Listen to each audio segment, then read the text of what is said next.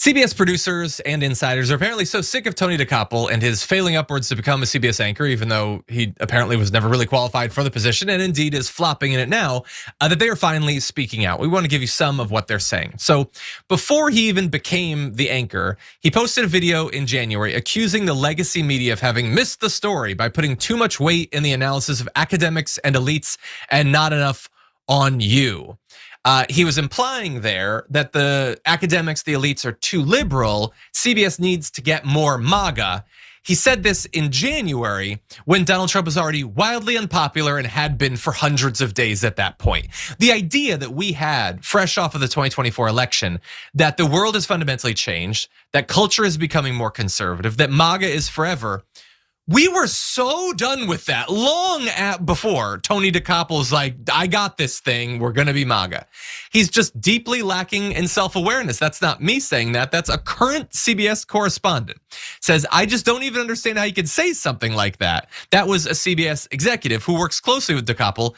He completely lost the room. Okay, so he apparently does have some strengths. He apparently is a good writer, but not great on camera.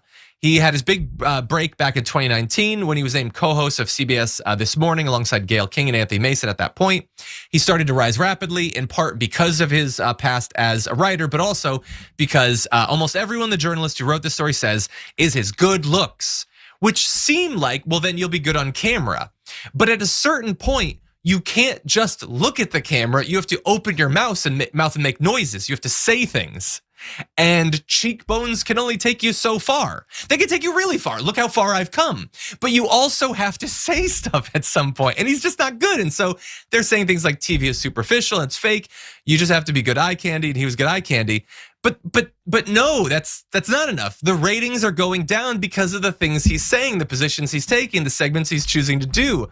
They're just bad. They're not good, Brett. And you have more experience in this field than me. What do you think? So I think philosophically they're at a really weird point. There is no world in which the format of legacy media can be the future.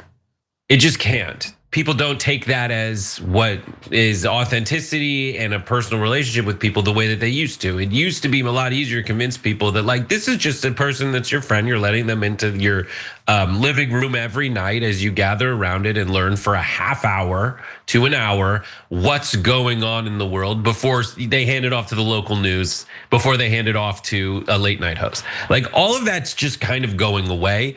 3 people are sitting in one living room, each on different devices, watching their own thing that's in their hand, in their lap.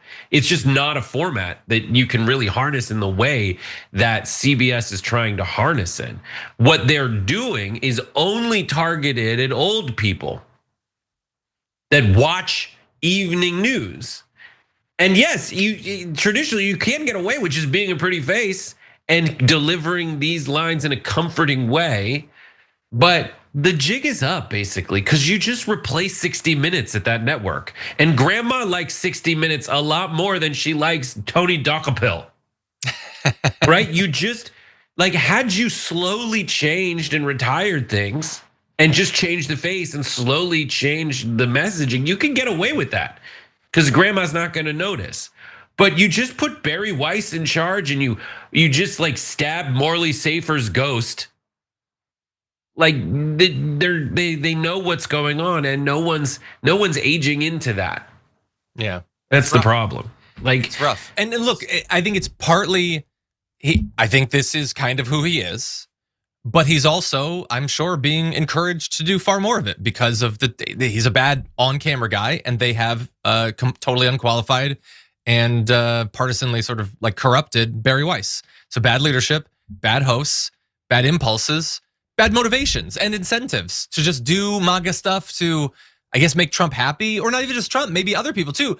Like, remember he did that weird ass-kissing meme segment about Marco Rubio? One CBS News journalist said of that, the Marco Rubio thing was outrageous. It just alienates the audience. I don't think even a MAGA Republican wants to see that in the news. They said he lacks sophistication. This is what happens when you get somebody who's only ever worked on a morning show. Ouch. When he just thinks, oh yeah, why don't we dedicate 2 minutes of this 90-minute broadcast to glazing Marco effing Rubio? Yeah, it's bad. And again, it's not just him, it's Bari Weiss. Bari Weiss hired controversial contributors, some of which she then had to part ways with because of their Epstein connections. She brought staffers over from the Free Press who had no experience in broadcast. When the new show first launched, nobody knew what the hell they were doing. Nobody had the courtesy to come in and say, so we're the new guys, how do you do this? She apparently tapped Sasha Seinfeld, a Free Press staffer, to write for the evening news, raising eyebrows in the newsroom.